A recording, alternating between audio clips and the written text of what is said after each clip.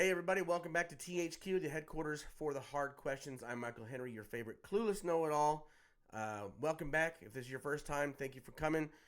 We ask that you support the channel. Easiest way to do so is like, share, subscribe. We will have t-shirts here in the very near future, so be on the lookout. So I wanna kind of take today's video and address something with as much finality as I can, because if you've been watching the comment section over the last few weeks between like TikTok and YouTube, you've seen the arguments, right? That because and here's the only way that I can kind of make it make sense in my head as far as what they're saying to me, right? I posit that slavery is not supportable in a post-Christ world with biblical text, Old Testament or New Testament.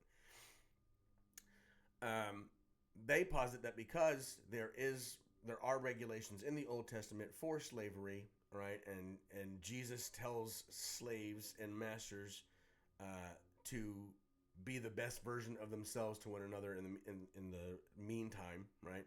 That somehow that justifies a Christian's justification for slavery. Now, I want to kind of lay this out. First of all, here's my first big red flag that goes off in my head whenever anybody brings this argument up, right? I say slavery is bad. I say that the Bible says slavery is bad because the redemptive arc leads to salvation, right? Through the spiritual and physical salvation through Christ,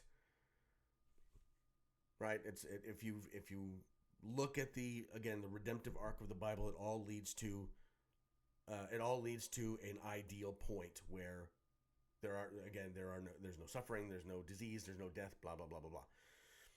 But for in the meantime, until between Eden and heaven, right? Christ came down to take all the punishment and all the judgment for all the sins of all of humanity, so that we could be less focused on how we are acting in front of God and more concerned with how we are acting outwardly toward our fellow man with God in us. For some reason, now here's the crazy part. For some reason, skeptics, and whether they're secularists or secular atheists or secular humanists or atheists or materialists or naturalists or blah, blah, blah, there's some weird underlying burning desire, like hot, passionate, burning, flowing desire from within them, right? To find justifications in the Bible for Christians to own slaves. I don't know why anybody would work toward proving that point, especially from a book that expressly seeks to eliminate it and was used as the basis for eliminating it as a legal practice in the Western world. I don't understand how that can be a primary goal of someone when reading the Bible, unless it is to discredit the Bible from a preconceived notion standpoint. That's the only thing I can come up with. Right? They so don't want the Bible to be true that they will approach the Bible with a preconceived notion that it requires slavery as some kind of moral ought commanded by God. So therefore, the rest of it can be looked at as evil. This makes no sense. This makes no sense, especially if you're looking at the Bible, which you're supposed to, hermeneutically. If you don't know what hermeneutically means, it means you're using the text to judge and interpret the text, right? When we look at the redemptive arc, we have four distinct parts, right? God commands, humanity disobeys, God judges, God redeems, right? Our only role in any of it is acting stupid, because humans are by nature sinful, right? That's the only part we play in it. Otherwise, right?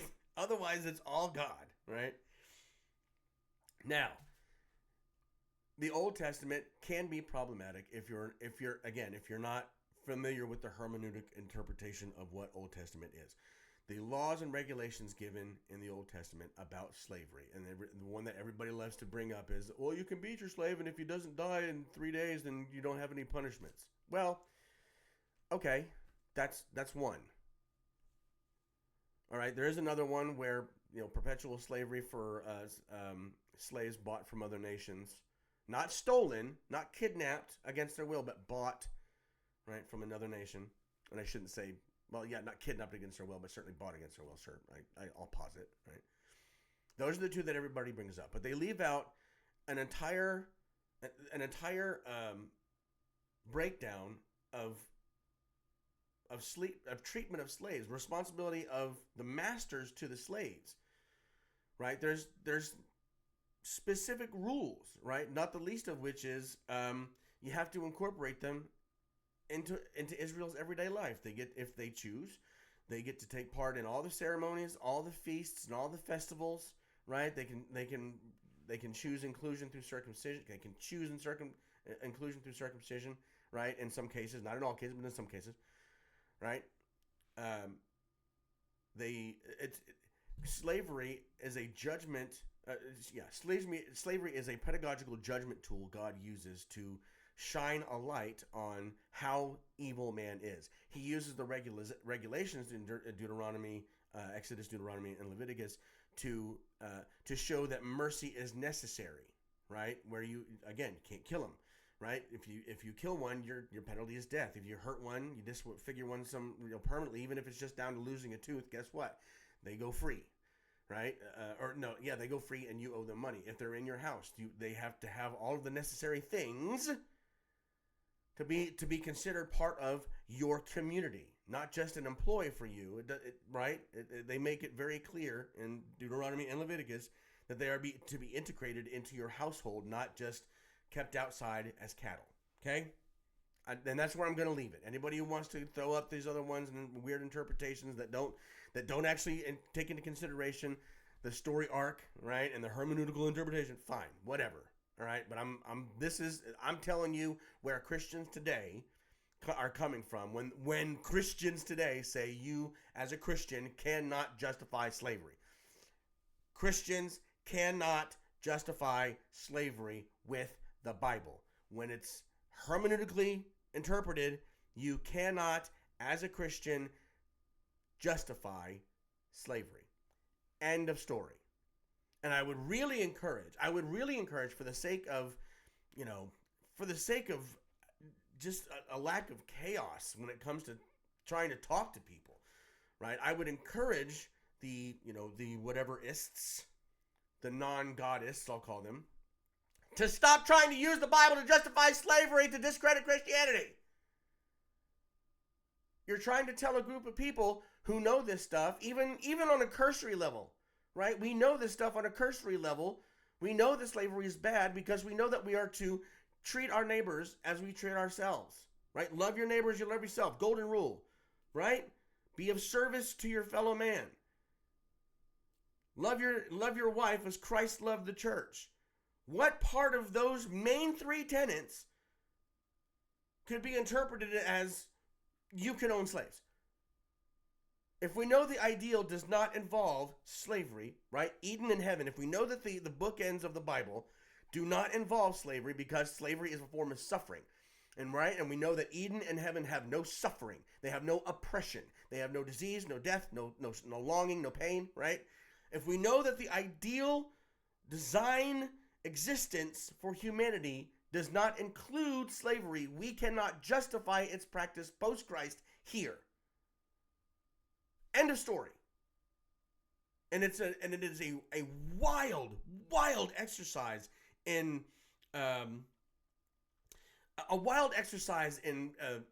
questioning logic for the sake of questioning logic, not questioning logic for the sake of figuring out stuff. Please, Christians, when people bring this stuff up, squash it. Squash it. We know what the ideal is. The ideal doesn't include slavery. Therefore, slavery cannot be assumed to be a commanded moral ought by God. Cannot. Can he use it as a judgment for his creation, especially if he's warned his creation that it'll be a generational slavery that they will be delivered into? Should they not obey the commands? I posit yes. Absolutely, God can judge his creation by letting another piece of his creation enslave his creation. As to prove a point. And people say, well, what about the children? We are all sinful in our nature. It is uncomfortable. It is not friendly to say that, but we are all sinful in our nature. As such, all of the Old Testament Jews, Israelites, pagans, right, were all sinful. Therefore, none of them could escape judgment. Because God is just, he has to administer judgment for disobedience because he is a just God. If he doesn't, then he's not a just God. Now, it's uncomfortable. It's uncomfortable to say that God can judge children because they are born of a sinful nature, but it is not irrational or illogical. What is irrational or illogical is saying that man has some role in a post-Christ world and judging them and administering that judgment, right? Jesus came to save humanity, which means humanity has no longer has a reason to judge itself as far as who is or is not going to heaven. Because the only way to identify that is through outward expression. And the outward expression was developed in the law. And if the outward expression of the law did not, if the outward expression of the person did not line up with the law, then they were being disobedient, right?